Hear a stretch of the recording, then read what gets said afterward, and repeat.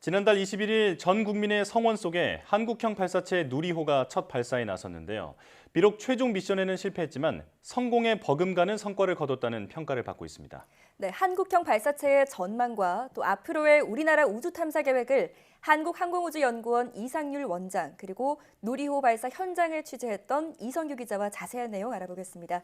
두 분 모두 어서 오십시오. 예, 안녕하세요. 네, 자, 처음에 발사에 성공한 분위기였다가 후에 이제 최종 미션에는 실패를 했다라는 소식이 전해졌는데 거기 현장에 있던 취재진들도 온탕과 냉탕을 오갔겠어요.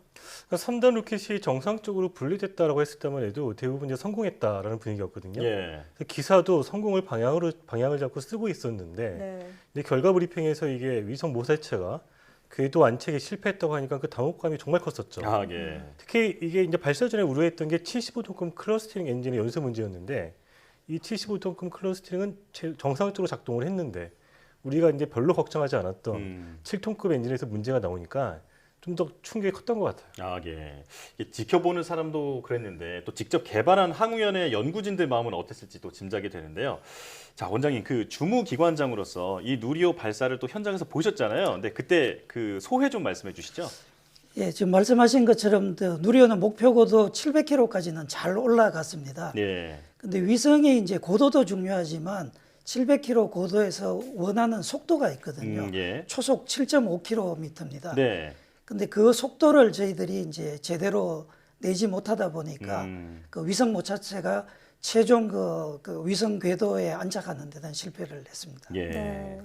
자, 하지만 우리 연구원들이 큰 자신감을 얻는 계기는 됐을 것 같은데 어떤가요? 예, 맞습니다. 저희들이 실제로 나로 발사를 했지만은 이번 과정을 통해서 1단 엔진의 점화, 클러스터링에 대한 그 동작, 그 단 분리, 또 여기 그 페어링 분리 이런 모든 과정들을 사실은 처음으로 한 거거든요. 아, 네. 예. 그래서 우려했던 부분은 다 성공적으로 됐는데 이제 3단 엔진이 사실은 굉장히 오래 타게 설계가 되어 있습니다. 아, 네. 한 8분 41초를 타게 돼 있는데 그 한 7분 55초 정도만 타고 46초 정도가 부족한 상황에서 연소가 꺼졌습니다. 그게 종료가 되는 바람에 마지막 최종 속도를 이제 얻지 못해서 난 거고요. 이 과정에서 어쨌든 마지막 부분에 대한 건 있지만 연구원들이 우리가 설계한 대로 이제 발사체가 동작하는구나에 대해서는 굉장히 자신감을 얻은 것 같습니다. 예, 네. 큰 성과네요. 네. 자, 첫 시도에서는 아쉬움이 있었습니다만 내년 5월에 다시 한번 도전에 나서지 않습니까? 자, 성공적인 재도전을 위해서 발사조사위원회도 꾸려졌는데요. 산화제 탱크 말씀하셨듯이 산화제 탱크의 압력이 왜 낮아졌는지의 원인을 두고 지금 현재 몇 가지의 가능성을 검토하고 있다 이렇게 들었습니다. 원장님께서는 어떤 가능성을 지금 검토하고 계시나요? 예, 이미 지금 알려진 것처럼 그 산화제 탱크의 압력이 저하됨으로써 3단 엔진의 이제 조기 연소 종료가 일어났고요. 네.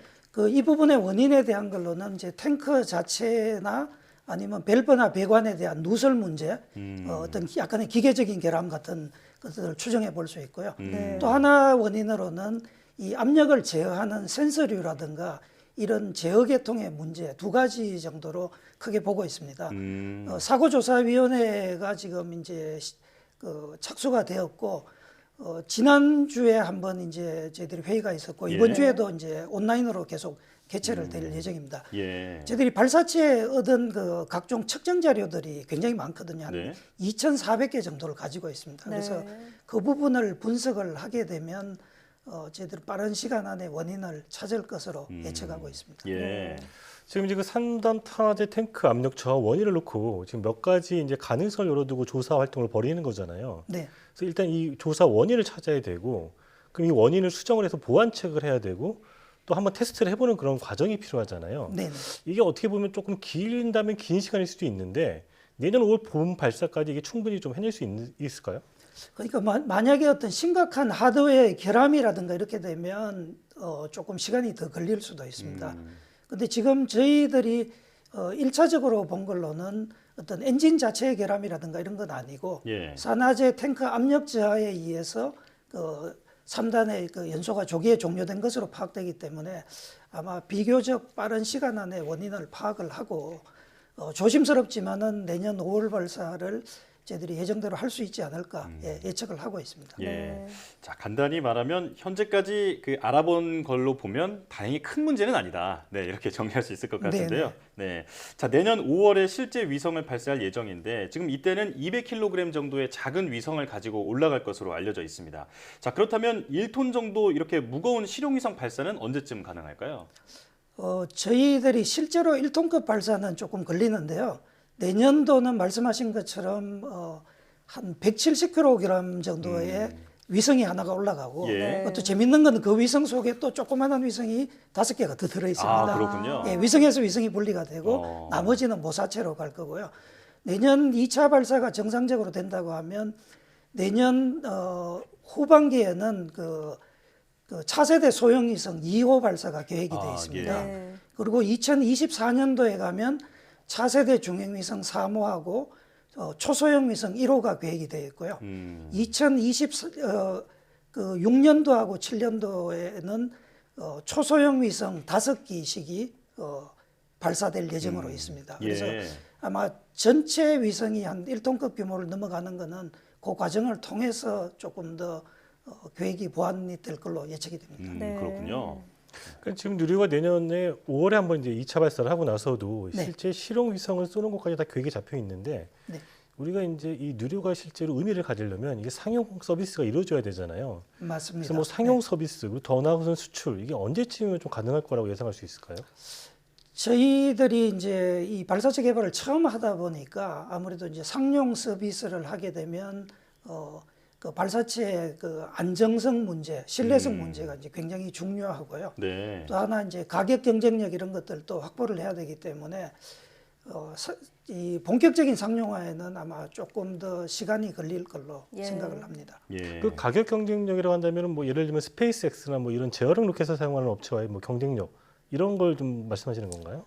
예, 스페이스X는 지금 워낙 독보적인 그 어떤 입장을 취하고 있고 예. 그 외에도 유럽 같은 경우도 아직 재활용에 성공하지 못했습니다. 그 어떻게 보면 미국의 스페이스X를 제외하고는 전 세계 다른 국가들은 여전히 이제 예전의 방식을 그 지금 고수하고 있고요. 예. 저희들이 지금 1차적으로 생각하는 거는 그런 기존 방식에 대한 경쟁력을 얘기를 하는 거고 장기적으로는 저희들도 재사용 발사체나 이런 부분에 대한 관심을 가지고 준비를 하고 있습니다. 예. 네. 이게 발사가 성공한다고 해서 거기서 끝나는 게 아니라 발사가 성공하고 나서도 우리가 풀어야 할 과제들이 남아 있는 거네요. 네네. 자, 우리나라는 또 내년에 자체 개발한 달 궤도선을 쏘아 올리는 계획을 가지고 있는데요. 자, 어떤 로켓에 실려서 발사가 되고 또 어떤 주요 임무를 가지고 있을까요? 네, 내년에 그 올라가는 달 궤도선은 이제 우리 누리호로는 이제 발사가 안 되고요. 미국에 지금 언급하신 스페이스 X의 그 펠콘 9이라는 네. 그 발사체로 발사가 되게 됩니다. 그 달 궤도선은 이제 그 저희들이 지구에서 굉장히 먼 궤도를 돌아서 네.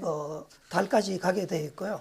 달에서 임무는 우리나라가 그 개발한 5개의 탑재체를 가지고 있습니다. 예. 그 달 표면을 찍는 고해상도 카메라, 그다음에 그 어떤 편광 카메라도 장착을 하고 있고, 달의 자기장 측정, 그다음에 감마선 분광기 이런 걸 있고, 특히 우주 인터넷에 대한 그 탑재체도 가지고 있습니다. 예. 또한 그 나사가 제공한 그 달의 그 음영 지역을 그 저희들이 촬영할 수 있는 섀도우 캠이라는 특수한 카메라도 네. 저희 궤도선에 장착되어 있습니다. 그렇군요. 이제 그 달 궤도선에 이어서 이제 달 착륙선 계획도 우리나라가 갖고 있잖아요. 좀 궁금한 게 지금 누리호를 좀 개량하면은 누리호만으로도 달에 착륙선을 보낼 수가 있는 건지 이게 하나 궁금한 게 있고요. 달에 좀 착륙선을 좀 용량이 큰 애를 보내려고 한다면 좀 별도의 발사체를 네네. 개발해야 하는 건지 그 점도 좀 궁금합니다. 네, 저희도 먼저 첫 번째 질문에 대해서는 누리호가 지금 3단으로 구성되어 있습니다. 예. 그 3단 위에다가 지금 현재 이제 고체 발사체, 고체 로켓을 하나를 더 얹어서 4단으로 만들면 달에 한 700km 정도까지는 착륙선을 보낼 수가 있습니다. 예. 그 개량하지 않은 누리호를 네. 사용해서. 네. 근데 저희들이 이제 좀 더 장기적으로는 이 누리호를 넘어서는 계획을 지금 검토 중에 있고요. 아직 확정은 되지 않았지만은 후속 그 발사체는 약 그거의 2배에 달하는 한 1.4톤에서 1.5톤 정도의 달 착륙선을 보낼 수 있는 발사체를 저희들이 검토 중에 있습니다. 예. 원장님 그 1.5톤의 착륙선을 보내려면 그 네. 엔진의 용량도 지금보다 훨씬 더 커지는 건가요? 예, 그렇습니다. 75톤 엔진을 더 묶어서 사용하는 방법도 있지만은 이제 무게나 이런 것들을 해서 저희들이 좀 더 고성능 엔진을 지금 생각을 하고 있고요. 마침 예. 오늘 언론에 보도가 된 것 같은데 이제 100톤급의 다단연소 엔진 것들을 이제 한번 저희들이 개발하는 거를 검토를 시작했습니다. 예. 네. 자, 우리 자체 발사체만으로도 이런 그 화성이라든지 달이라든지 먼 곳에 있는 곳까지 도달할 수 있는 날이 빨리 오기를 좀 기대를 해보겠고요. 자, 어찌 보면 조금 그 궁극적인 질문일 수도 있는데 이게 많은 분들께서 우주로 날아가는 누리호를 보면서 가슴 뭉클한 어떤 감정을 느낀 건 맞습니다. 하지만 이렇게 돈도 많이 들고 시간도 오래 걸리는 우주 개발을 왜 꼭 해야 하느냐 이런 비판적인 시선도 있거든요. 네네. 이에 대해서 어떻게 답하시겠어요? 전 사실 그 얘기는 뭐 굉장히 많이 들은 상황에서 제가 개발을 진행을 해왔는데 예.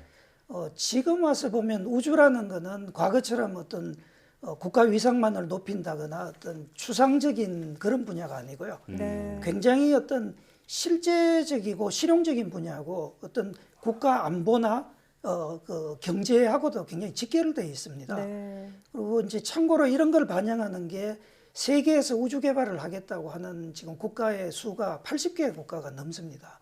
그래서 물론 이제 어떤 국민적인 어떤 합의를 이루는 것은 맞지만은 네. 100% 찬성은 있을 수 없다고 생각하고요. 저희들은 어떤 과반수 이상은 충분히 어떤 우주 개발에 대해서 공감을 하고 있다고 생각을 하고 예. 네. 그렇다고 하면 우주 개발을 할 것인가 말 것인가 논의보다는 우리가 우주 개발을 하는데 어떻게 하면 좀 더 효율적으로 하고 잘할 수 있을 것인가 저는 조금 그런 쪽으로 그 어떤 주제를 전환하기를 바라고 있습니다. 예. 네. 앞으로 펼쳐질 그 우주 시대를 그 시대는 이제 피할 수 없는 숙명이라고 봤을 때 우리가 그 시장을 선점하는 것이 중요하다. 네, 네네. 지금 이렇게 볼 수 있겠는데요. 또 최근 우주와 관련된 그 국제사회의 화두 중에 하나가 우주 안보잖아요. 맞습니다. 이 안보에 있어서도 중요한 개념이라고 볼 수 있겠죠. 그럼요. 네네. 우주 네. 그 안보라는 게 이제 굉장히 중요하고 우주 공간 자체가 크게 보시면 과거에는 굉장히 먼 세상이었는데 예. 이게 이제 우리 일상의 그 일상생활로 들어온다라고 생각을 하시면 됩니다. 예. 우리가 과거에 어떤 다른 나라, 먼 나라를 가는 것 자체가 지금 항공교통으로 의해서 굉장히 편해졌듯이 그렇죠. 이제 어떤 우주 공간에 심지어 달까지 가고 화성으로 가는 것 자체가 저는 굉장히 빠른 시간 안에 실현이 되리라고 믿고 있습니다. 예. 네. 또 이 우주 개발에 대한 구체적인 규정도 지금 정해졌는데 리스본 조약에 대한 내용에 대해서도 좀 설명을 해주신다면요. 네, 유럽 국가들은 이제 그 리스본 조약에 따라서 이제 우주를 왜 할 것인가라는 것들을 아예 그쪽에서 이제 언급을 하고 있습니다. 예. 저희들은 뭐 우주 개발이 지금 그런 정도까지는 아니지만 우리나라 정부가 30년 이상을 꾸준히 투자를 해왔고요. 특히 올해는 이제 우주위원회가 과기정통부 장관 레벨에서 국무총리 그 주관으로 이제 격상이 되었고, 예. 그래서 우리나라도 이제 어떻게 보면 가장 효율적인 우주 개발을 하기 위한 어떤 가버넌스라든가 이런 부분을 계속 고민을 하고 지금 개선을 하고 있는 중입니다. 네. 네. 그야말로 우주 개발의 당위성을 선언하고 있다라고 정의를 할 수 있겠습니다. 네네. 자, 그야말로 무궁무진한 가치가 잠재되어 있기 때문에 우주 산업에 대한 도전과 또 지속적인 개발이 중요하다는 말씀을 오늘 해주셨는데 오늘 말씀을 들어보니 수학여행을 좀 달나라로 가는 미래가 머지 않았다라는 생각이 들었습니다. 지금까지 한국항공우주연구원 이상률 원장 그리고 이성규 기자와 함께했습니다. 오늘 말씀 잘 들었습니다. 네.